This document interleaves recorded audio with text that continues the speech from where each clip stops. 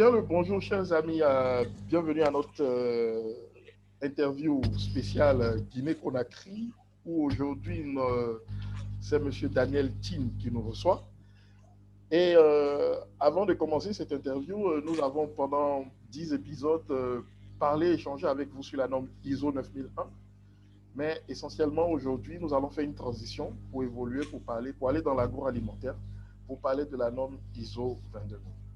Et celui avec qui nous faisons le baptême de feu aujourd'hui, c'est M. Daniel Tin, qui est basé à Guinée-Conakry, qui nous reçoit aujourd'hui. Bonjour Daniel. Bonjour. Comment tu Comment vas? vas-tu? Je vais bien. Oui, je vais très bien. Ouais. Alors, Daniel en Guinée-Conakry travaille dans une entité qu'on appelle Nutri-Guinée. Ma première question, tout simplement, Nutri-Guinée, quel est son cœur d'activité? OK. D'abord, pour introduire, il faudrait que je me présente par rapport à votre public pour qu'ils connaissent qui je suis réellement. Cela va de soi. Je me nomme Daniel Piertine. Je suis sénégalais.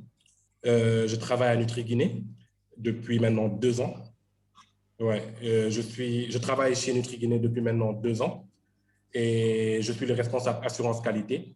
Je suis chargé de la sécurité des denrées alimentaires.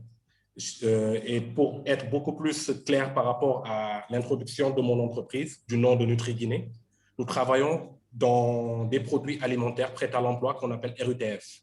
Il y a d'autres produits que nous faisons qui s'appellent RUSF, Ready Use Supplement Food. Ça, c'est pour lutter contre la malnutrition. Nutri-Guinée, aujourd'hui, a été fondée depuis 2017 et nous avons beaucoup d'atouts. C'est pour lutter contre la malnutrition et aussi mettre notre pierre à l'édifice par rapport à la santé des enfants qui n'ont pas accès à la nourriture durant toute l'année. Nutri-Guinée fait partie d'un réseau où il y a beaucoup d'entreprises qui sont à l'intérieur, c'est-à-dire des industriels qui sont basés en Afrique, en Amérique, en Europe et en Asie. C'est un réseau qu'on appelle le réseau Plumpyfield. Et pour être beaucoup plus précis, le réseau Plumpyfield, c'est un réseau d'entrepreneurs basés en Afrique et dans les autres continents que je vous ai dit tout à l'heure, qui fabriquent des solutions nutritionnelles prêtes à l'emploi et des solutions nutritionnelles supplémentaires par rapport à la malnutrition, pour prévenir la malnutrition et pour lutter contre la malnutrition. Nous répondons à des normes de qualité internationales, pas seulement ISO, mais quand même qui sont des standards qui sont très élevés par rapport à l'hygiène, la sécurité des denrées alimentaires, le Codex Alimentarius et le Low Moisture Food. Mais vu que le sujet porte beaucoup plus sur ISO 22000, nous allons débattre sur ça. Voilà. La transition est déjà faite. Pourquoi Nutri-Guinée a fait le choix d'adopter la norme ISO 22000? OK. Nutri-Guinée aujourd'hui, d'abord pour vous expliquer mieux le contexte de Nutri-Guinée, c'est déjà, vu que nous travaillons pour des aliments qu'on peut dire médicaments, parce que ce sont des aliments qui sont liés à des traitements médicamenteux. De ce fait, il faudrait qu'on assure la sécurité de ces produits-là par rapport à la consommation des personnes qui prennent ce produit. Parce que déjà, ces produits sont dédiés à des personnes qui sont malades.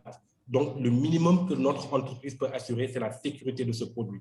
Et avec cette norme ISO 22000, qui est une norme qui est devenue incontournable sur le marché de l'industrie agroalimentaire, parce qu'elle nous assure beaucoup de points aujourd'hui. C'est-à-dire, avec la norme ISO 22000, aujourd'hui, nous pouvons assurer à notre client que la sélection de nos fournisseurs de matières premières, elle est bien faite sur des bases et des critères qui sont écrits. Nous avons des cahiers de charges que nous devons respecter et le client devrait le respecter.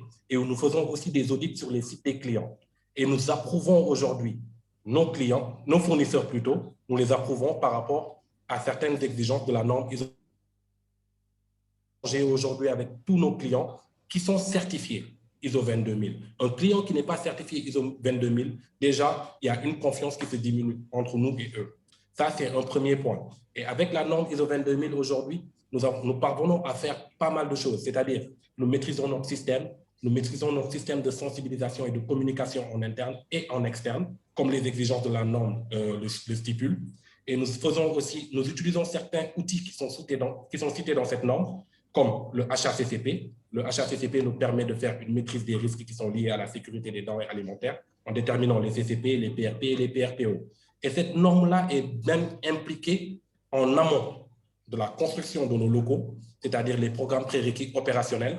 Lorsque nous construisons les locaux, nous respectons les critères de cette norme, comme la marche en avant pour éviter tout ce qui est contamination croisée, et beaucoup d'autres critères, c'est-à-dire les plans de contrôle sur les matières premières, le produit fini, le stockage, les températures de stockage.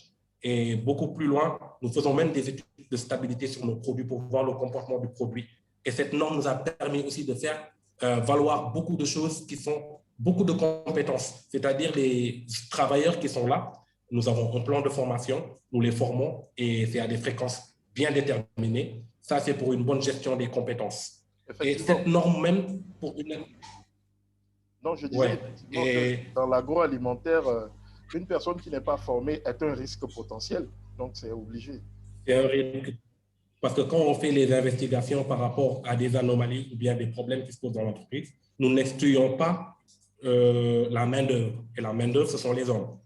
Et pour maîtriser cette main-d'œuvre, il faut qu'ils soient formés et qu'ils soient à la pointe de toutes les informations, des exigences, des interdictions et des obligations de notre structure. OK.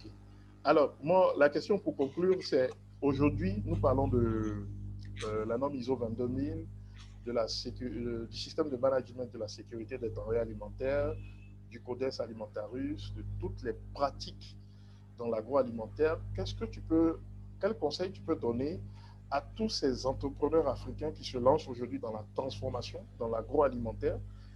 Quel conseil que tu peux leur donner? Ils n'ont jamais entendu peut-être parler de la norme ISO 22000 ou bien ils entendent parler vaguement. Quel conseil tu peux donner pour conclure? Moi, je conseillerais vivement à tous les entrepreneurs, les industriels et les gens qui travaillent dans les transformations petites et longues chaînes, que ce soit le transport des aliments, que ce soit la transformation des aliments, que ce soit la vente, d'adopter ce système de management. Déjà, ce système de management réduit beaucoup les coûts de non-qualité aujourd'hui. C'est-à-dire, quand l'entreprise maîtrise bien sa chaîne de transformation à travers cette norme-là, il y aura beaucoup moins de pertes en production et on va maîtriser les pertes. Et l'entreprise peut déjà, sur ce point-là, le rendement de la production peut être aussi élevé que ça. Et en plus de ça, la certification peut être une monnaie de vente aujourd'hui. Toutes les entreprises qui sont certifiées peuvent monnayer, ils peuvent interchanger. Par exemple, aujourd'hui, une entreprise lambda est certifiée ISO 22000. Pour qu'elle puisse avoir la confiance d'une autre entreprise, il faudrait que cette entreprise soit certifiée pour cette norme. Là, au fait, l'échange sera beaucoup plus facile. Et si toutes les entreprises sont certifiées, là, ça va beaucoup plus sécuriser tout ce qui est denrées alimentaires. Les gens auront confiance aux produits qu'ils prendront sans pour autant même chercher à voir qu'est-ce qui se passe derrière parce qu'ils sauront déjà que cette structure est auditée à une fréquence bien déterminée. Et l'entreprise travaille en respectant les bonnes pratiques d'hygiène, les bonnes pratiques de fabrication, qui sont des exigences de cette norme. Tout ceci dans le besoin de satisfaire le consommateur final. Le client. Merci beaucoup, Daniel Tin, de m'avoir reçu. Merci d'avoir fait le voyage, ou bien de m'avoir permis de faire le voyage sur la Guinée-Conakry. On se dit à très bientôt. Merci à nos abonnés et à bientôt. Je t'en prie, Désiré.